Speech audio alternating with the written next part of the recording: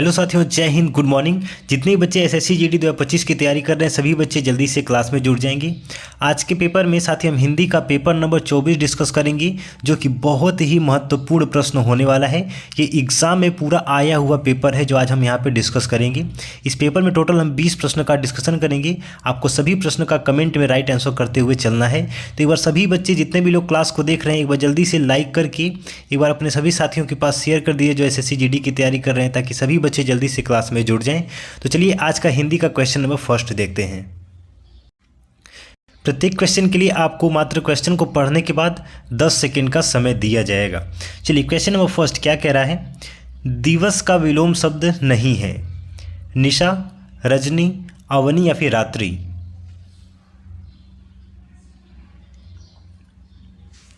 देखिए, दिवस का विलोम शब्द निशा भी होता है, रजनी भी होता है, रात्रि भी होता है। अवनी आपका दिवस का विलोम शब्द नहीं है। ये आपका किसका विलोम शब्द है? तो ये आपका अंबर का विलोम शब्द है। किसका है? अंबर का विलोम शब्द है। क्वेश्चन नंबर 2, सभ्य व्यक्ति किसी का अपमान नहीं करते हैं। वाक्य में सभ्य शब्द के विलोम शब्द का चयन कीजिए। भद्र, शील, शालीन या फिर असभ्य।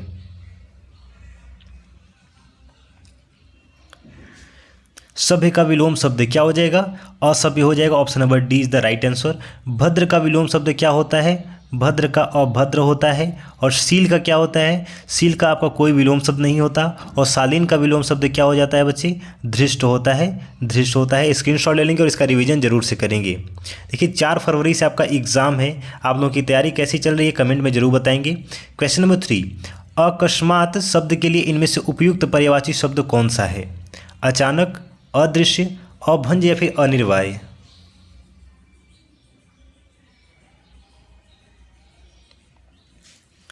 अकस्मात का अर्थ होता है अचानक, यानी कि इसका सही पर्यायवाची ऑप्शन नंबर ए हो जाएगा, अचानक हो जाएगा।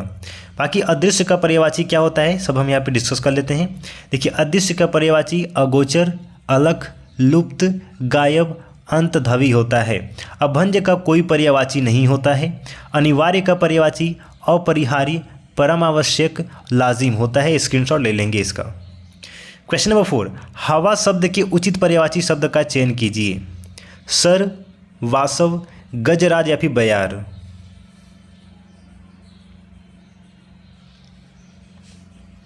बहुत ही आसान सा प्रश्न है। हवा का पर्यायवाची शब्द बयार हो जाएगा। Option number D is the right answer. बाकी देखेंगे यहाँ पे सर का पर्यायवाची क्या होता है? शीश, मुंड, माथा, खोपड़ी, शीर्ष, मद। वासव का पर्यायवाची देवराज, सुरपति, अमरेश, देवेंद्र, यानी कि इंद्र का पर्यायवाची है वासव। गजराज आपका हाथी का पर्यायवाची है गज, कुंजर, द्वीप, नाग, करी, मतंग हो जाएगा। इसका स्क्रीनशॉट जरूर से ले लीजिएगा और इसका रिवीजन जरूर से करना है। देखिए बिना रिवीजन के आप कोई भी एग्जाम क्रैक नहीं कर पाएंगे। मैं आपको हर सेशन में बोलता हूँ बिना रिवीजन के आप कोई भी एग्जाम नहीं क्रैक कर पाएंगे। रिवीजन बहुत ही ज़्यादा इंपॉर्टेंट है। क्वेश्चन नंबर 5, वाक्य की किस शब्द में वर्तनीगत अशुद्धि है? चलिए पढ़ के देखते हैं। भगवान शिव का निवास स्थान कैलाश है। देखिए कैलाश नहीं होता है, पहले ही हमको आंसर मिल गया। यहाँ पे कैलाश होता है। ऑप्शन नंबर कौन सा हो जाएगा? B is the right answer. इसमें आपका अशुद्धि है, कैलाश ऐसे लिखा जाता है। क्वेश्चन नंबर 6, कौन सा शब्द बहुव्रीहि समास का उदाहरण है? निशिदिन, त्रिभुवन, पंचानन या फिर पुरुष सिंह।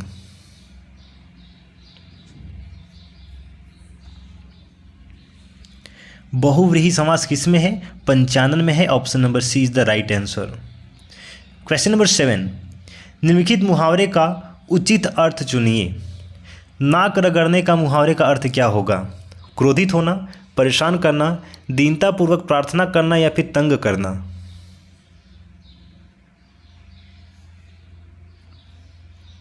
अब देखिए किसी के सामने नाक रगड़ना मतलब दीनतापूर्वक प्रार्थना करना। Option number C is the right answer. सभी साथी एक बार सेशन को लाइक कर देंगे और एक बार शेयर कर देंगे जल्दी से।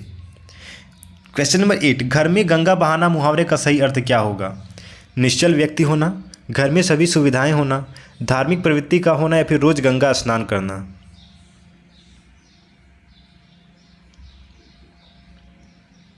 ध्यान देंगे द मोस्ट इंपॉर्टेंट सेशन है आपका एग्जाम में पूरा पूछा गया क्वेश्चन पेपर है ये। देखिए घर में गंगा बहाना मतलब घर में सभी सुविधाएं होना। Option number B is the right answer.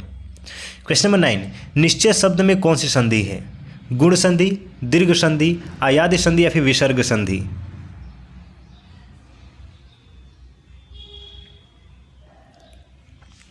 निश्चय का हम संधि विच्छेद अगर करेंगे तो क्या हो जाएगा? निय धन चय हो जाएगा। तो इसमें कौन सी संधि हो जाएगी बच्चे? ऑप्शन नंबर डी हो जाएगा, विसर्ग संधि है। क्वेश्चन नंबर 10, चलिए ये क्वेश्चन बहुत ही ज़्यादा इंपॉर्टेंट है। चलिए, संज्ञा या सर्वनाम के गुण, दोष, रूप, आकार, प्रकार, स्थान, काल, दशा, स्थिति, शील, स्वभाव, स्वाद आदि का बोध कराने वाले शब्द क्या कहलाते हैं? गुणवाचक विशेषण, परिमाणवाचक विशेषण, संख्यावाचक विशेषण या फिर सार्वनामिक विशेषण? चलिए इस पे इंपॉर्टेंट लगा लीजिएगा, ये बहुत ही ज़्यादा इंपॉर्टेंट है। देखिए, अगर आप संज्ञा पढ़े होंगे, सर्वनाम पढ़े होंगे, क्लास 5-6 में आपको पढ़ाया गया होगा कि जहाँ पे गुण, दोष या फिर भाव का उत्पन्न हो वहाँ पे, यानी वहाँ पे विशेषता बताई जाती है तो गुणवाचक हो जाता है। Option number A is the right answer, गुणवाचक विशेषण है ये। क्वेश्चन नंबर 11, मनवंतर शब्द में कौन सी संधि है? ये क्वेश्चन हमने कल किया था। गुण संधि, यण संधि, अयाद संधि या फिर दीर्घ संधि?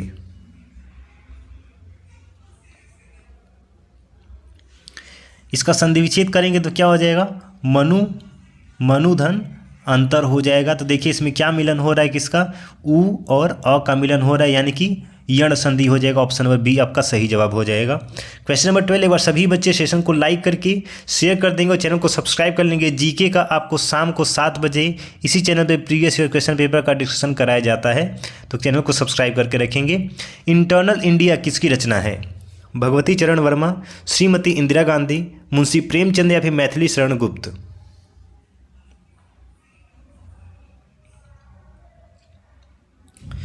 इंटरनल इंडिया श्रीमती इंदिरा गांधी का बुक है, इंटरनल इंडिया, याद रखेंगे। क्वेश्चन नंबर 13, जो कम बोलता है वाक्यांश के लिए एक शब्द बताइए। मितभाषी, अल्पभाषी, मृदुभाषी या फिर कटुभाषी?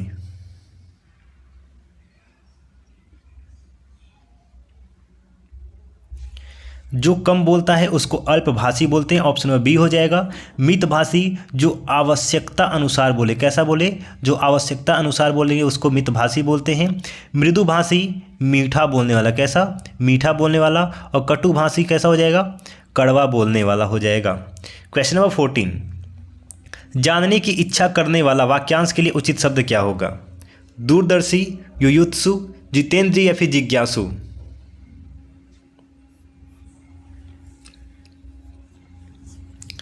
देखिए, जानने की इच्छा करने वाला, ऑप्शन नंबर क्या हो जाएगा? डी हो जाएगा, जिज्ञासु हो जाएगा। चलिए बाकी यहाँ पे देखिए क्या हो जाता है। दूर की बात सोचने वाले को क्या बोलते हैं? दूरदर्शी बोलते हैं। लड़ने की इच्छा रखने वाले को क्या बोलते हैं? युयुत्सु बोलते हैं। जिसने इंद्रियों पर जीत हासिल कर ली हो उसको जितेंद्रिय बोलते हैं। क्वेश्चन नंबर 15, यथासंभव के लिए उपयुक्त वाक्यांश क्या होगा? जहाँ तक हो सके, संभवतः, यथारूप या फिर संभव हो?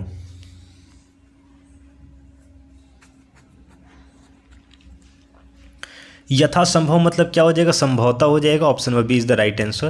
क्वेश्चन नंबर 16, किस समास के दोनों शब्दों के समानाधिकरण होने पर कर्मधारय समास होता है? तत्पुरुष, द्वंद्व, द्विग या फिर बहुव्रीहि समास?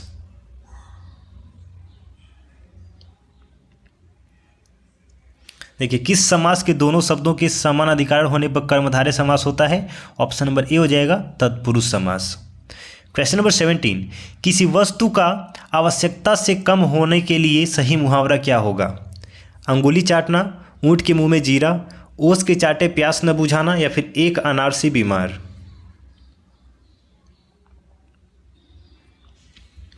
देखेंगे, किसी वस्तु का आवश्यकता से कम होना, यानी कि आवश्यकता से कम होना मतलब ऊँट के मुंह में जीरा डालना। Option number B is the right answer. Question number 18, Mahabharata के रचयिता कौन है? वेद व्यास, महर्षि वाल्मीकि, विष्णु शर्मा या फिर इनमें से कोई नहीं? इसका जवाब सभी का कमेंट में आना चाहिए। मैं इसका जवाब नहीं देने वाला हूं, ठीक है ना। महाभारत के लेखक कौन है सभी लोग कमेंट में बताएंगे। और वहां पे क्वेश्चन नंबर भी आप लोग टाइप कर दिया करिए। आप लोग आंसर करते हैं तो क्वेश्चन नंबर टाइप करिए ताकि हम आपके आंसर को वेरीफाई कर सकें। चलिए इसका जवाब सभी लोग कमेंट में दीजिएगा। हम आगे बढ़ते हैं। क्वेश्चन नंबर 19, जिस शब्द की विशेषता बताता है उस संज्ञा शब्द को क्या कहा जाता है? संज्ञा, विशेषण, सर्वनाम या फिर विशेष्य?